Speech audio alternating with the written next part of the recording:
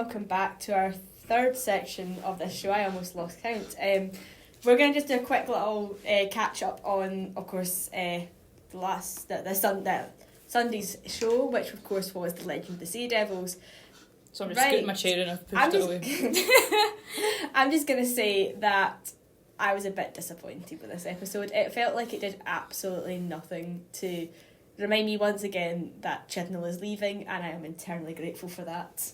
It fell into the penultimate episode trap of, yeah, it's an episode here, and yeah, you're excited for it because it's Doctor Who, but you're kind of you're still more anticipating the last episode. The only one that kind of breaks that curse is probably Watches of Mars, second last episode. But apart from that, the rest have kind of been meh.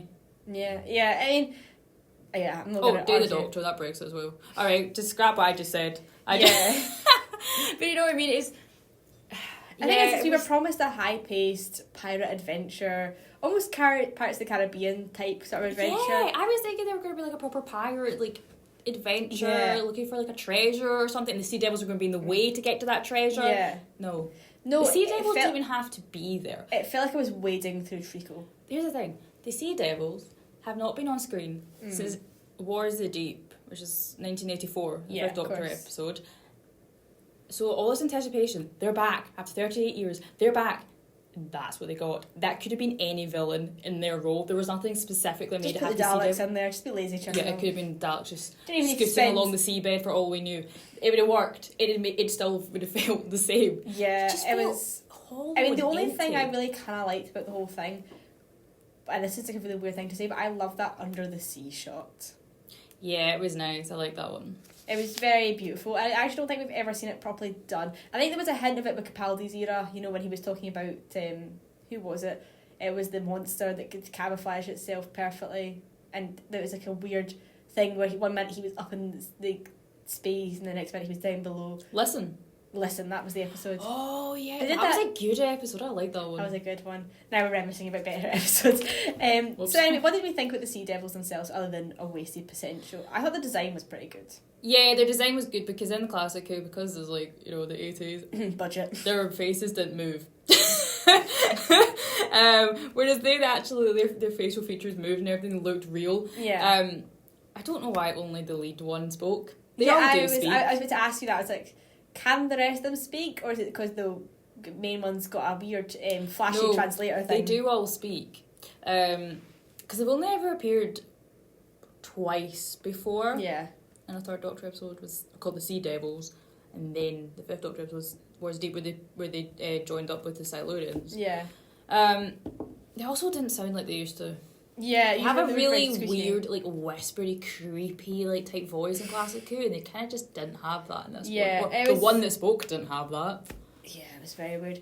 I was not 100% impressed with the whole China episode, because, of course, Doctor Who has had a very, let's say, iffy background when it comes to doing anything outside the UK. Yeah. And I thought this was Chibnall trying to redeem them for that, and it just felt like what happened was the two main Asian characters were pushed off to the side while the white people saved the day. I knew them. That's how... I know the other one, the female pirate, is like Mistress Ching or something. Madam Ching. Yes, because she's a pirate queen and she is well known. Well, actually, no, that's because I watched her in Pirates of the Caribbean. She's in that. Is she? Yeah, you know when they do the Pirates Council thing? Oh, yeah. Yeah, she's there. That's all I know about her. She's in Pirates of the Caribbean as well. I'm yet to see her actually do anything other than sit and talk. But yeah, they didn't really get much development in the side characters. I'm not gonna... The other main guy, I was not impressed with the acting from him either, because, I mean, it could just been directing, it could have been really bad direction, but your father has just died, and his eyes were dry as a bone. Yeah, he's soulless. Yes. And then he was very excited like a puppy, like he was like, yeah, I get to go and see adventures. And I'm like, hello, did you not have a life beforehand? You know, friends, a girlfriend, other family members other than just your dad. Yeah, this episode, I just kept waiting for it to get going, and then it was over. Yeah. Can you just talk about Dan as well? Dan was so sidestepped. It's like they've forgotten how to write his character. I mean, he's never really had a proper character, development, but it's worked that he's just kind of the third member of the trio, and he's there for, like, I guess emotional support. Yeah. What was the reason for him to be there? Also, here's another thing that annoys me. So they're all dressed up as if they're like planning to go to like you know, 18th century China to go pirates. But they keep saying they're not. Yeah, and they go, oh, we've accidentally arrived here. But why are you all dressed like you're meant to be? Yeah, that made no sense to me. I just think they wanted to stick 13 and Yaz in a cool costume. I mean, the outfits were and of course cool. they wanted to have the joke about the dressing up Dad as a pirate, which I actually think the joke would have landed a lot better on the night if they hadn't included it in the trailer. Yeah, they just the trailer left was that very... for us to go, why is he dressed so costumey? Oh, that's why. It's because it is a costume and it's not actually proper pirate clothes. That makes sense.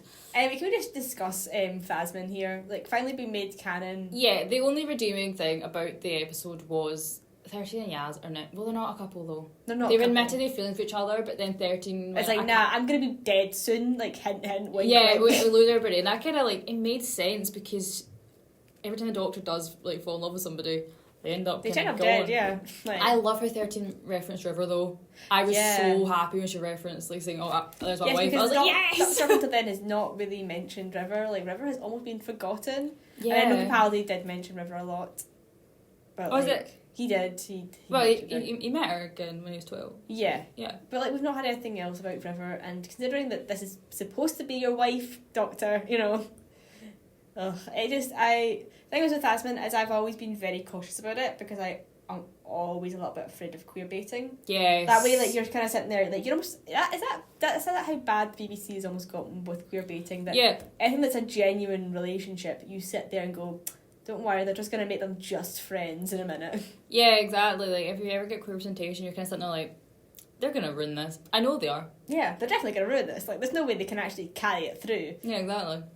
I think that kind of just wraps up the Legend of the Sea Devils because we only want to do like a little 5-minute slot on that. There wasn't much to talk about. Yeah, this whole episode was meant to be a discussion of it, in and we had nothing to say last night other than I was bored. I actually kept checking how long I had left of the episode. Yes, I was the same. I was like looking, going, why? Am I still at the like, beginning of this episode? Because nothing's really happening. I looked at it and it was like 27 minutes, and I was like 20 left, and I was like, nothing's happened. Yeah, it was just a very disappointing episode. Right, anyway, let's just move straight on to our sort of next song, which of course it was meant to be Doctor and in the TARDIS, but we can't buy it. Yeah, I was so disappointed when you can't get that. So we're just going to do Doctor Doctor by the Thompson Twins. So without further ado, here we go.